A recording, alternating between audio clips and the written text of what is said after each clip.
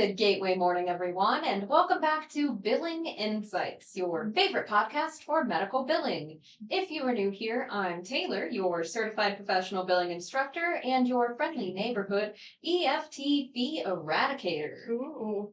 And I'm Anita, and today we're going to talk about one of the things that may make providers really wish they could throw their EOBs across the room. Now, I want to back up for just a second because about 2 weeks ago, we posted on our Facebook site some information about some things that are really frustrating to us as a billing company, and also I'm very sure that they're frustrating to our providers as well. Now, we say enough is enough. The insurances are bleeding our physician practices dry, and it's actually getting much worse. So what we're looking at, one of the things that we're discussing today are EFT fees, and we'll discuss that in just a few more minutes. But credit card payments. Now, some insurers are sending payments via prepaid ACH cards. This might sound convenient, but it's not when physicians get hit with merchant fees just to access the money that they've already earned. Insurances are also refusing to pay out of network. So the patients get stuck with the fees. The physicians often get ghosted. And it's really sad because the payments are being sent to the patients. And the patients either are unaware or just don't want to send payments back into the physician that they provided the services for. And so the insurances then are refusing to even assist with trying to get the patients to pay the physician who actually did the service. So it's really unfortunate because even areas that have limited access to care, if they don't let the provider in network, then the patients are getting paid at those out-of-network checks. And of course, they're under no obligation to bring that money back.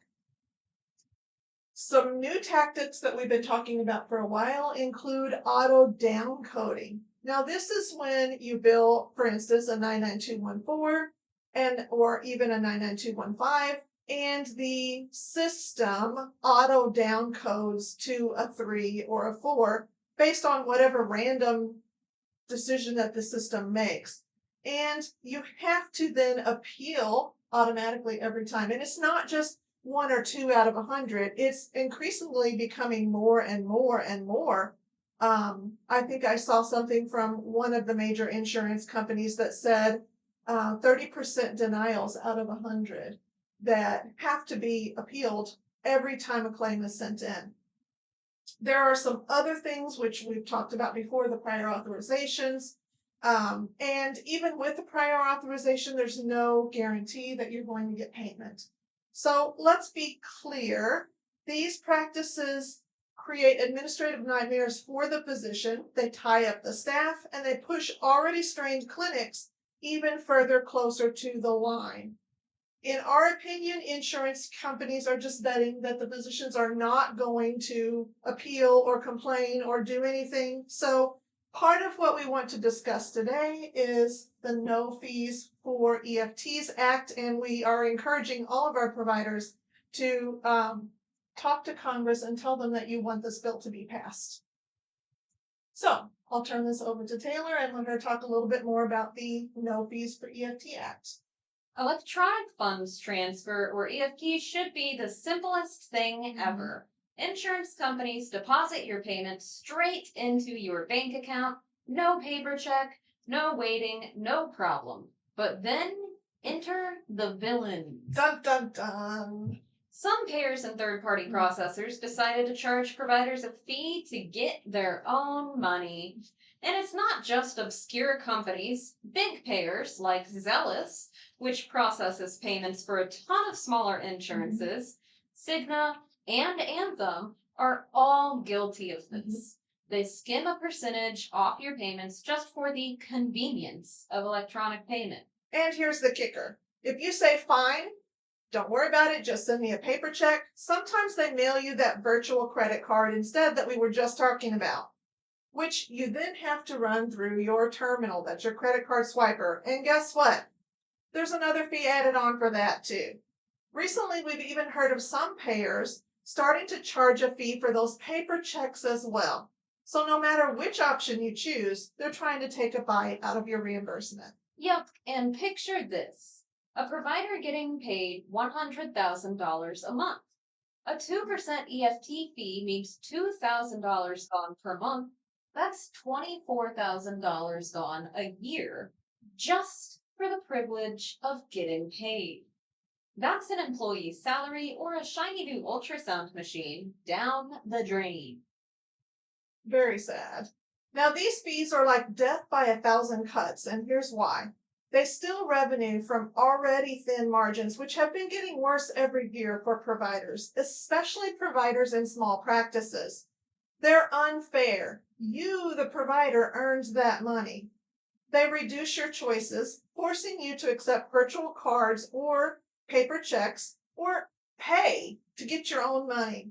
They create administrative headaches. Trying to track which payer is charging which fee is practically a full time job. And HIPAA actually says providers are entitled to ACH EFT payments with no fees. But the payers have gotten clever with workarounds, third party processors, and virtual card payments. So technically, they can skim without calling it a direct EFT fee. So, what can providers do at this point? The No Fees for EFTs Act in Congress would make it illegal for payers to charge these junk fees. It would require true ACH EFT payments and no cost to providers. Now, this is huge because it would stop percentage based EFT fees, forced virtual credit card payments, and fees for paper checks. If this passes, providers could keep thousands more per year, which means better staffing and less burnout, faster technology upgrades, and less time fighting with payers just to get paid fairly. So, what can you do right now? Audit your payments and know who's charging you. Switch to free ACH EFTs whenever possible and support the legislation. So call or email your representatives and tell them this matters. If small practices close, patients lose access to care. Hello, representative. This matters. No fees for EFTs. And remember, every dollar you save on EFT fees is a dollar you can spend on your staff, your patients, or maybe that new espresso machine for your break room. Your billers deserve cappuccinos, not credit card fees. That's all for today's episode of Billing Insights. Don't let payers nickel and dime your hard earned revenue. Push for no fees for EFTs and keep your payments where they belong, in your account, fee free. And call your congressman. Thank you so much for listening. Don't forget to like, comment, subscribe, and share, as well as hit that notification bell so you can be notified every time we upload a new video. We will see you in the next one, and until then, keep your claims clean, your EFTs fee free, and your coffee strong. Bye.